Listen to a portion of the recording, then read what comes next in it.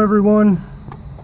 It's time to talk briefly about the free press and all of these corporate organizations like CNN, MSNBC, even Fox to a certain extent on this particular topic,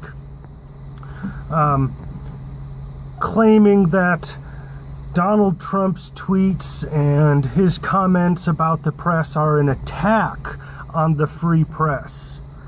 And this is total, complete bullshit. Corporations do not have a monopoly on the free press. Cable news outlets do not have a monopoly on the free press. Donald Trump is attacking corporate, multinational, multi-billion-dollar cable news organizations. Specifically, he is not attacking the free press. I am participating in the activities of the free press right now by discussing this current issue. And there's 100,000 other YouTubers who are doing the same thing. And there's 100,000 other people doing the same thing on VidMe and Dailymotion and with their blogs and writing zines and maybe even actual physical print circulations. Donald Trump is not attacking the free press. The right of people to disseminate information via the activities of the press has not been altered in any way, shape, or form by Donald Trump. He is attacking corporate organizations who are using their position as participants in the free press to purvey their opinions, and he's attacking their opinions in the way that they present them. He's attacking the authenticity of their reports. He's attacking the nature of their reports as it pertains to propaganda, and he's attacking the bias of their reports as it pertains to the actual facts. Now, it doesn't really take a genius to see that when all of these people, all these different groups like Fox and MSNBC and CNN, when they have to constantly trot out the anonymous sources that they will never disclose who they are, well, there's no repercussion for lying in that situation. No judge can force them to reveal those sources, no branch of the government, no civil lawsuit, there's no recourse, there's no remedy for their lies if that's what's happening. So all they have to do is cite anonymous sources and journalistic integrity, and they can spout whatever kind of opinion they want and pretend that it's fact because they have an anonymous source.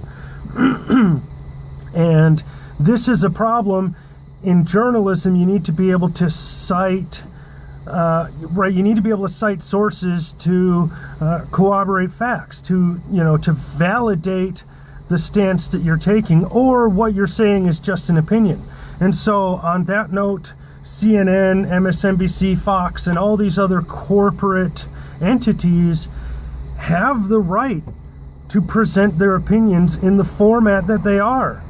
They have the right to actually get out there and spread these fake news stories and spread these, slanderous, well, not slanderous, but, inaccurate reports or all these opinion editorials and this kind of stuff. They have the right to do that up to the point where it becomes libelous and slanderous, right? So it's not that they don't have the right to do that, but by the same token, by their right, by that same right granted by the Constitution, Donald Trump has the right to attack their opinions with his own opinions and his own viewpoints. And doing so doesn't mean that he's attacking the free press. Corporate entities do not have the market cornered in terms of the free press. Any individual disseminating information, be it through social media video, social media text, tweets, or comments, through written print, through electronic and digital print via blogs and, e-zines and whatever, all of those rights still exist, at least for now, for anybody who wants to participate in that activity, and that is freedom of the press.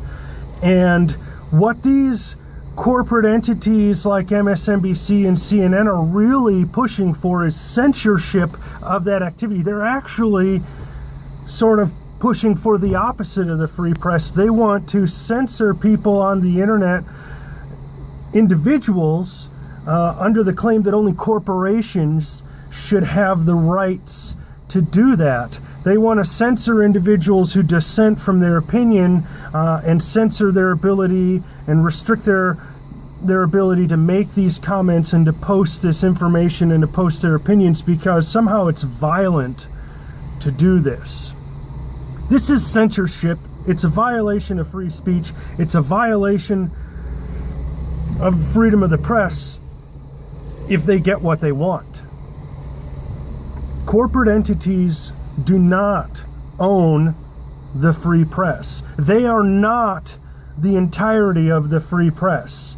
The free press is every single citizen of this country who wants to share information. And the only exclusion to that is when people get up and speak publicly in person to other people, and then that becomes freedom of speech. Right? So all of those activities are protected by the Constitution, at least right now, unless liberals get their way, unless these corporate entities get their way, unless all of these authoritarian pro-censorship organizations get their way, and they start censoring dissent.